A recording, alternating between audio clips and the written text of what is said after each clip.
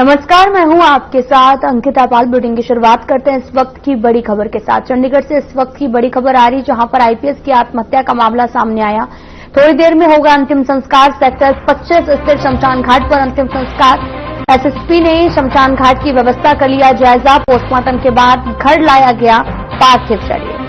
तो इस वक्त की बड़ी जानकारी आपको दे रहे हैं, जहां पर हरियाणा के सीनियर आईपीएस वाई पूरन कुमार के सुसाइड के 9वें दिन चंडीगढ़ पीजीआई में उनका पोस्टमार्टम हुआ और सुबह 9:40 पर परिवार की तरफ से डेड बॉडी की शिनाख्त के बाद मेडिकल बोर्ड ने पोस्टमार्टम की प्रक्रिया शुरू की। मजिस्ट्रेट की मौजूदगी में पूरी प्रक्रिया की वीडियोग्राफी भी करवाई गई और इस पूरे प्रोसेस में करीब 4 घंटे लगे। दोपहर 2:20 पर एम्बुलेंस पूरन सिंह कुमार की डेड बॉडी लेकर सेक्टर 24 स्थित कोठी पर पहुंची। अब इसके बाद कुछ ही समय बाद उनका अंतिम संस्कार किया जाएगा।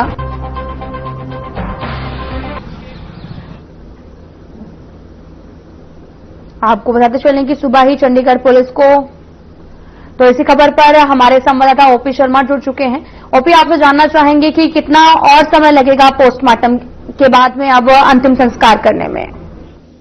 हालांकि सुबह पोस्टमार्टम हो गया है और उसके बाद अब डेड बॉडी भी घर पहुंच चुकी है। देखिए अंकिता, अगर फिलहाल की बात करें तो चंडीगढ़ के सेक्टर 25 का जो शमशान घाट है, यहाँ पर जो मृतक डीजीपी वाई पूरन कुमार थे, उनका जो पार्थिव है यहाँ लाया जा चुका है और संस्कार, अंतिम संस्कार की जो तैयारियां चल रही हैं, मृतक की पत्नी, दोनों बेटियां, रिश्तेदार और मृतक के भाई और बाकी जो कुछ रिश्तेदार हैदराबाद से जो चंडीगढ़ आए हुए थे, वो यहाँ पर पहुंचे हैं और भारी तादाद में जो है वो काफी लोग पहुंचे। हरियाणा सरकार की तरफ से अगर मैं बात करूं तो हरियाणा के परिवहन माफ कीजिएगा, जो पंचायत मंत्री कृष्ण लाल पंवार और कृषि मंत्री श्याम सिंह राणा भी जो पहुंचे हुए हैं। इसके अलावा हरियाणा के जो ADGP law and order Mohammad Akil हैं, वो भी पहुंचे गए हैं और भारी संख्या में जो है वो सिक्योरिटी जो है टाइट की गई है। मीडिया का भी एक कार्डन बना दिया है, उससे आगे उनको नहीं जाने दिया जा रहा है। एंटी रॉयट पुलिस के साथ साथ जो क्विक रिएक्शन फोर्स सीआरपीएफ की जो एक ब्रांच है, उसको भी जो है तैनात कर दिया गया है। और अब अगर मतलब विषयों की बात करें तो जो पूर्ण को की जो है वो संस्कार की आखिरी तैयारी जो वो कहीं ना कहीं जो है वो पूरी जो है उनके संस्कार की तैयारियां जो है वो चल रही हैं। अगर मैं देखकर बताऊं तो फिलहाल उनके शव को जो है वो चिता के ऊपर रख दिया गया है और बाकी परिवार हैं वो बारी जो एक रिचुअल्स हैं, उनकी बेटियां, दोनों बेटियां और उनकी जो मृत हुए हैं वो भी मौजूद हैं और साफ तौर पर देख सकते हैं उनकी बेटियों के पत्नी के भी जो है वो कहीं ना कहीं नम दिखाई देगी। तो ओवरऑल एक काफी गंभीर माहौल है और काफी संख्या में जो है वो हरियाणा पुलिस की बात करें, हरियाणा पुलिस के जो एडिशनल डीजी अभी बनाए गए हैं ओपी सिंह, वो भी जो है पहुंचे हैं, एडीजीपी मोहम्मद अकील। इसके अलावा काफी आईपीएस अधिकारी जो है वो पहुंचे हैं। तो कह सकते हैं कि माहौल अभी जो काफी गंभीर है। जी ओपी, आपसे ये भी जानना चाहेंगे कि देखा जाए तो पोस्टमार्टम समय पर हो गया है, इसकी रिपोर्ट कब तक आएगी? और ये भी कहा गया कि डॉक्टरों का एक बोर्ड पोस्टमार्टम करेगा जिसमें एक बैलिस्टिक एक्सपर्ट भी मौजूद रहेगा। तो क्या जानकारी इसमें मिली अभी तक? देखिए आज जो पोस्टमार्टम या बैलिस्टिक जो सैंपल्स लिए गए हैं वो सिर्फ ये था कि शरीर का चीरफाड़ करके कुछ जो सैंपल्स ऑटोप्सी सैंपल्स लिए जाते हैं वो ले लिए हैं। और जहाँ तक बैलिस्टिक की बात है तो जो बैलिस्टिक साइंस है वो मानता है कि जब कोई आदमी सुसाइड करता है, अपने हाथ से फायरिंग करता है, तो रिवॉल्वर से फायरिंग करता है, तो उसका बारूद उसी वक्त उसके हाथ पर जो कहीं न कहीं लग जाता है। तो इन्हीं बातों को जो है जांच में कहीं न कहीं स्टेब्लिश करने की कोशिश की जाएगी कि क्या वाकई में जो एडीजीपी जो वाई पूरन कुमार थे उन्होंने खुद जो है गोली मारी है या उनकी गोली मार कर हत्या की गई, क्योंकि बहुत सारी और भी बातें कि कौन से हाथ में रिवॉल्वर था और किस तरफ से जो है गोली चलाई गई और गोली चलने के बाद मतलब किस तेजी से निकली और कितना उसने नुकसान किया और ब्रेन कितना डैमेज हुआ, इसके अलावा शरीर में क्या किसी तरह का कोई और भी ऐसा कोई तत्व मिला है जो जिम्मेवार डेथ के लिए हो सकता है। तो उम्मीद की जा रही है कि अगले 2 हफ्तों के अंदर जो है वो पोस्टमार्टम रिपोर्ट जो सामने आ जाएगी। चंडीगढ़ जो पोस्ट ग्रेजुएट इंस्टीट्यूट पीजीआई है उसकी तरफ से अपनी एक स्टेटमेंट में कहा गया है कि करीब 4 घंटे जो है वो आज पोस्टमार्टम की कार्रवाई चली है। उसके बाद जो भी रिपोर्ट आएगी वो चंडीगढ़ पुलिस यूटी और मृतक वाई पूर्ण कुमार के परिवारजनों को जो है वो सौंप दी जाएगी। ठीक। ओपी शर्मा, अगर अंतिम यात्रा की अभी बात की जाए तो हम लगातार तस्वीरें भी दर्शकों को दिखा रहे हैं जहां पर अंतिम यात्रा अब जो है वो निकल चुकी है, तो अभी तक कहां पहुंची है और कितना और समय लगेगा अंतिम संस्कार में? अंतिम संस्कार के लिए डेड बॉडी करीबन 15 मिनट पहले जो है सेक्टर 25 के जो शमशान घाट है चंडीगढ़ के, वहां पर जो है वो पहुंच चुकी है। और पुलिस के जो जवान हैं वो भी जो कहीं ना कहीं पहुंच चुके हैं। उनको जो है वो फायर करके जो है वो एक सलामी भी जो है हरियाणा पुलिस की तरफ से दी जाएगी, क्योंकि एक डिग्निफाइड एक एडीजीपी ग्रेड के जो वो अधिकारी थे। फिलहाल जो वाई पूर्ण कुमार हैं उनके पार्थिव शरीर को जो है वो चिता के ऊपर रख दिया गया है। मृतक की दोनों बेटियां और उनकी पत्नी वाई पूर्ण कुमार और इसके अलावा मृतक के भाई और जितने उनके रिश्तेदार थे, मौजूद लोग और करीबी हैं, वो भी जो है वो कहीं ना कहीं जो है वो पहुंचे हुए हैं। और अब हरियाणा पुलिस की तरफ से हरियाणा के जो कार्यवाहक डीजीपी ओपी सिंह हैं वो मृतक वाई पूर्ण कुमार को जो है पुष्पचक्र भेंट करने के लिए।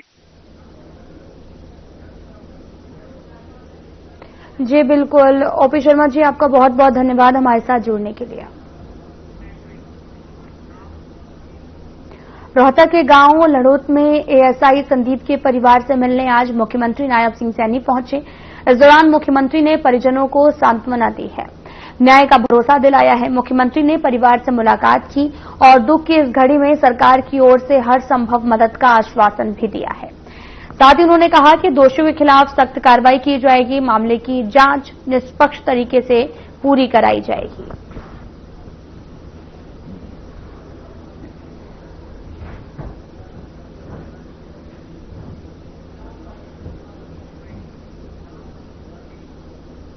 मुख्यमंत्री नायब सिंह सैनी ने मंगलवार को सेठ नवरंग राय लोहिया जयराम कन्या यूनिवर्सिटी माजरा कुरुक्षेत्र की रजत जयंती समारोह में बतौर मुख्य अतिथि शिरकत की है, जहां इस दौरान मुख्यमंत्री ने दीप प्रज्वलित करके कार्यक्रम का शुभारंभ किया। तो वहीं इस दौरान मुख्यमंत्री और अन्य अतिथियों ने श्री जयराम शिक्षण संस्थान की 25 सालों की गतिविधियों पर आधारित स्मारिका का विमोचन किया है। तो वहीं कार्यक्रम में सीएम सैनी को जयराम शिक्षण संस्थानों के चेयरमैन परम पूज्य ब्रह्मा स्वरूप ब्रह्मचारी महाराज ने स्मृति चिन्ह और शॉल भेंट कर सम्मानित किया। तो वहीं इस अवसर पर मुख्यमंत्री ने सेठ नवरंग राय लोहिया जयराम कन्या यूनिवर्सिटी संस्थान को 21 लाख रुपए देने की घोषणा की। साथ ही मुख्यमंत्री ने अपने संबोधन में कहा, आज वे ऐसे सरस्वती मंदिर में आए हैं जो कि क्षेत्र की बेटियों को शिक्षित और स्वावलंबी बनाने का काम कर रहा है। इस समय परम पूज्य महाराज श्री ब्रह्म स्वरूप जी ब्रह्मचारी जी के कुशल निर्देशन एवं नेतृत्व में यह संस्थान निरंतर ये प्रगति के मार्ग पर अग्रसर है। यही नहीं, आपकी छत्र छाया में श्री जयराम शिक्षण संस्थान के अनेक स्कूल कॉलेज भी, यहां पर भी, हमारे कुरुक्षेत्र में भी, परंतु इस राज्य में भी, दूसरे राज्यों में भी ये फल फूल रहे हैं। यहां की छात्राओं ने न केवल शिक्षा के क्षेत्र में बल्कि खेल, सांस्कृतिक गतिविधियों और सामाजिक उत्तरदायित्व को और शोध के क्षेत्र में भी उल्लेखनीय उपलब्धियां हमारी बेटियों ने इस शिक्षण संस्थान में की है। मैं उनको बहुत बहुत साधुवाद देता हूं।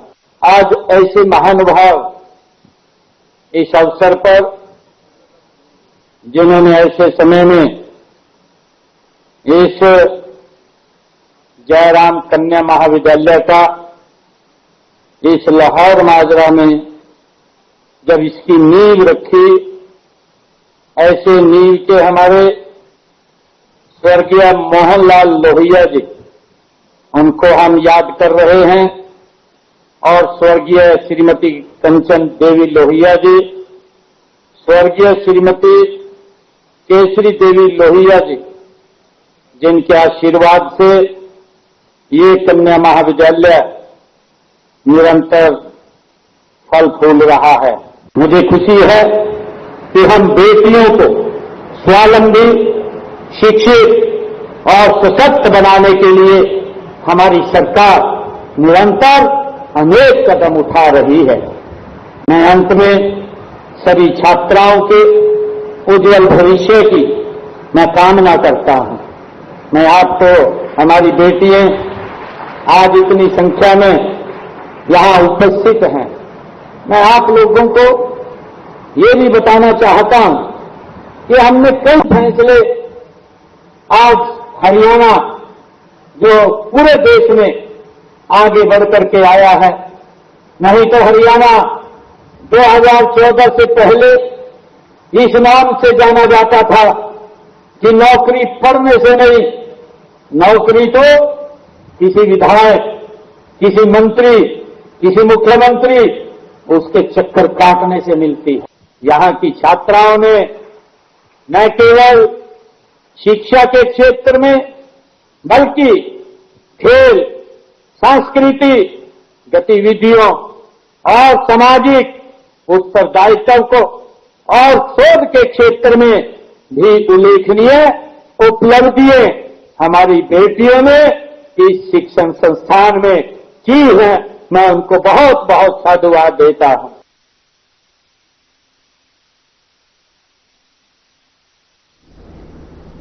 मुख्यमंत्री नायब सिंह सैनी ने कुरुक्षेत्र में गीता स्थली ज्योतिसर में हरियाणा राज्य परिवहन विभाग की ओर से शुरू की गई इलेक्ट्रिक सिटी बस सेवा का उद्घाटन किया है और इस सेवा के तहत में 10 इलेक्ट्रिक बसें चलेंगी जो पर्यटकों और स्थानीय नागरिकों के लिए उपलब्ध रहेंगी और दीपावली तक यात्री इन बसों में निःशुल्क यात्रा कर सकेंगे।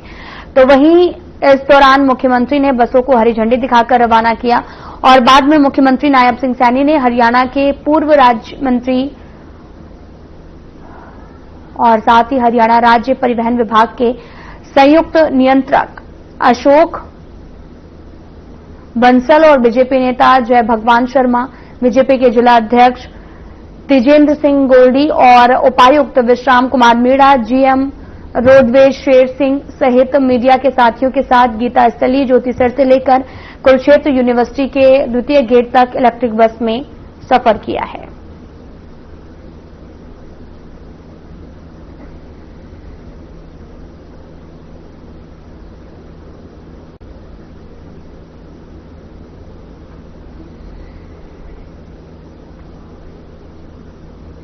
फिलहाल यहां रुकते हैं छोटे से ब्रेक के लिए।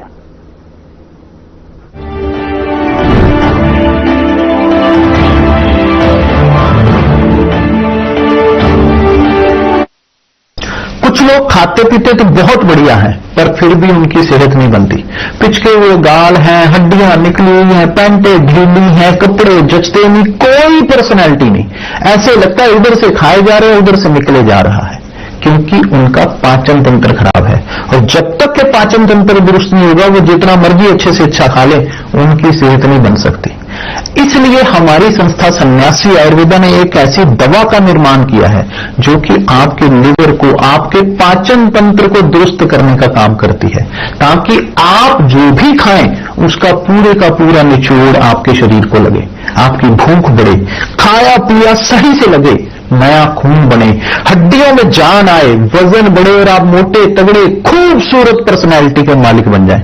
सिर्फ 655 रुपए की पूरे 1 महीने की दवा होती है और आप इसे घर बैठे 01145454545 पर फोन करके दवा मंगवा सकते हैं।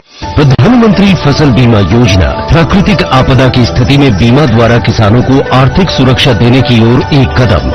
बढ़ता है विश्वास, जब मिलती है सहूलियत। मेरी पॉलिसी मेरे हाथ। हमने फसल बीमा योजना को अधिक प्रभावी बनाया, उसके दायरे में ज्यादा किसानों को लाए। मेरा नाम सुनील है, हरियाणा डिस्ट्रिक्ट से बिलोंग करता हूँ। मेरे पास 12 एकड़ जमीन है। अब की बार मैं टोटल नुकसान मानता हूँ मौसम परिवर्तन का, यानी कीटों के कारण लगभग 50% नुकसान हुआ है। ये फसल बीमा स्कीम बहुत ही बढ़िया स्कीम है। पिछली बार किसानों की 100% कोटम खत्म हो गई थी, तो कंपनियों ने बीमा दिया है, किसानों को कुछ न कुछ भरपाई हो गई जी। मैं तो चाहता हूँ हर किसान को बीमा करवाना चाहिए। मेरी पॉलिसी मेरे हाथ अभियान के तहत बीमा कंपनियां पहुंचा रही हैं आपकी फसल बीमा पॉलिसी आपके द्वार। अपनी फसल बीमा पॉलिसी की जानकारी लेने के लिए गांव में आयोजित शिविर या फसल बीमा पाठशाला में जरूर आए। फसल बीमा से संबंधित जानकारी के लिए हेल्पलाइन नंबर 14447 पर कॉल करें। फसल बीमा कराओ, सुरक्षा कवच पाओ। क्या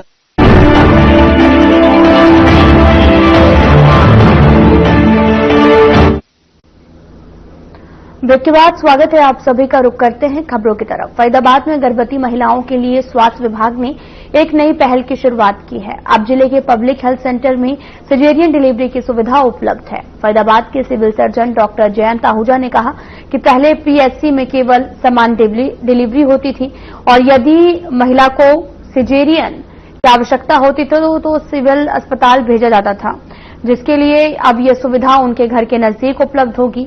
पहले चरण में खेड़ी कला सेक्टर 55 सिकरी स्थित पीएचसी केंद्र पर 24 घंटे सिजेरियन डिलीवरी की सुविधा शुरू की गई है।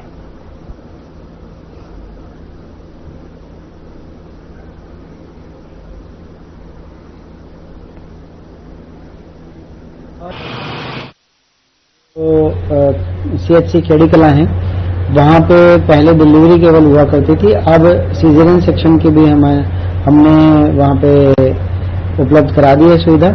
तो जो वहाँ के निवासी हैं, उस एरिया के निवासी हैं, उनको वहाँ पे सीजरियन डिलीवरी की सुविधा मिल सकती है। तो क्या वहाँ पर सर डे नाइट होगी? हाँ, ये 24/7 फैसिलिटी है। तो डे नाइट में उनको वहाँ पे सुविधा प्रोवाइड करी गई है। और जो भी लाभार्थी इस सुविधा का लाभ लेना चाहते हैं, गर्भवती महिलाएं जो है वो वहाँ चेकअप कराएं।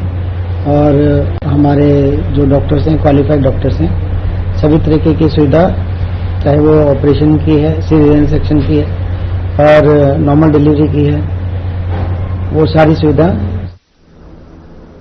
जगाधरी की नई अनाज मंडी में एसडीएम विश्वजीत अचानक औचक निरीक्षण करने पहुंचे।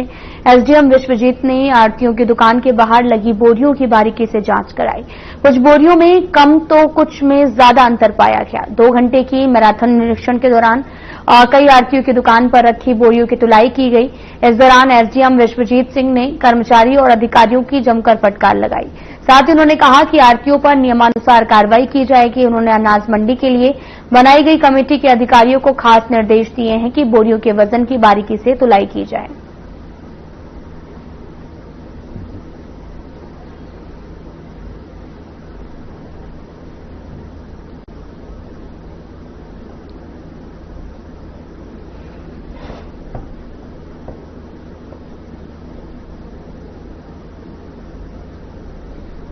मेरी अध्यक्षता में और तहसीलदार साहब और सेक्रेटरी मार्केट कमेटी और हमारी जो एजेंसीज में है फेड और फूड सप्लाई से, इनकी संयुक्त टीम ने यहाँ जांच की है। कई आढ़तियों की दुकानों पे हमने जांच की है। इससे पहले हमने गेट पासेस का भी सिस्टम चेक किया था। तो डी साहब के आदेशानुसार ये चेक किया जा रहा है कि गेट पास ठीक से कट रहे हैं और जो किसानों की फसल मंडी में आ रही है उसका तोल ठीक से हो रहा है, उनके साथ किसी तरीके की गड़बड़ नहीं हो रही है। तो ये 4-5 दुकानों पे हमने अभी चेकिंग की है, जिसके भी खिलाफ जो भी हमें जो चेकिंग में जो खिलाफ अगर कुछ पाया जाएगा तो उसके खिलाफ हम विभाग के जो नियमानुसार। कुरुक्षेत्र में भारतीय किसान यूनियन के अध्यक्ष चढ़ूनी ने लघु सचिवालय परिसर में डीएफएससी को थप्पड़ जड़ दिया है। डीएफएससी राजेश कुमार धरने पर बैठे हैं। बीकेयू अध्यक्ष गुरनाम सिंह चढ़ूनी से बातचीत करने के लिए आए। चढ़ूनी अपने ट्रॉली में पड़ी जीरी पर बैठे थे। नीचे उतरते ही उन्होंने थप्पड़ मार दिया। मामले की सूचना मिलते ही पुलिस विभाग के अन्य अधिकारी मौके पर पहुंचे। पुलिस ने चढ़ूनी समेत 10 से 15 किसानों को हिरासत में लिया और उन्हें झांसा थाने भेज दिया गया है।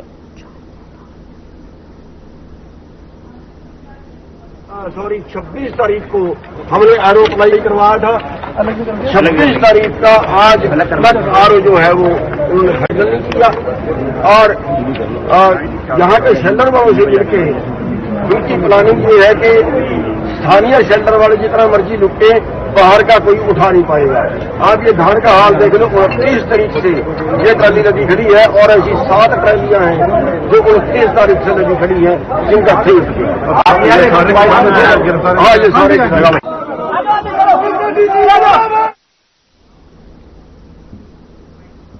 फिलहाल वीडियो में इतना ही। नमस्कार।